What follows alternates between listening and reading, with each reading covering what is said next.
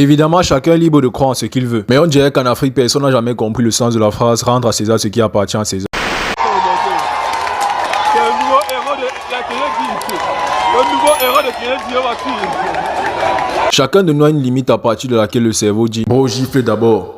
Les gens vont comprendre que tu avais trop supporté. Même le Mugo, après 5 ans, finit par sortir de son sommeil et se dit que ça ne sert à rien de dépenser sur une femme de 21 ans qui a 2 enfants et des vergetures jusqu'à la plante des pieds. C'est un peu ce qui s'est passé à l'avenue Kennedy. Tu refuses de plonger dans l'oisiveté. On te refuse un travail conventionnel. Mais lorsque tu trouves autre chose à faire que d'attendre les gens de ton quartier qui rentrent à plus de 21 heures ou d'improviser des plans à 3 avec des passagers dans un taxi.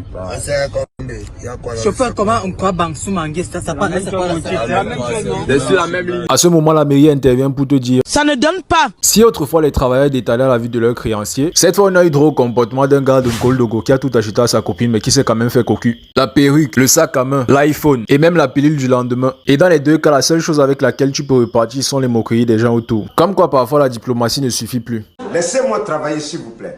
Une situation qui témoigne clairement de la corrélation entre la conjoncture actuelle et la hausse de la délinquance. Mais pendant ce temps, des journalistes vont interroger des leaders religieux pour avoir des réponses à des questions d'ordre sociologique. Évidemment, chacun est libre de croire en ce qu'il veut. Mais on dirait qu'en Afrique, personne n'a jamais compris le sens de la phrase « rendre à César ce qui appartient à César ». Et les résultats parlent pour eux-mêmes. Des étudiants avec des derniers iPhones qui mangent chaque jour en cachette à la cantine de l'université. Ou encore des prêtres qui vont tirer leur ticket. La seule explication autre que « c'est le diable » et que j'ai retenu de cette interview est celle qui met toute la responsabilité sur les programmes de télévision. Évidemment, on a tous rêvé de détruire la Terre après un épisode de Dragon Ball.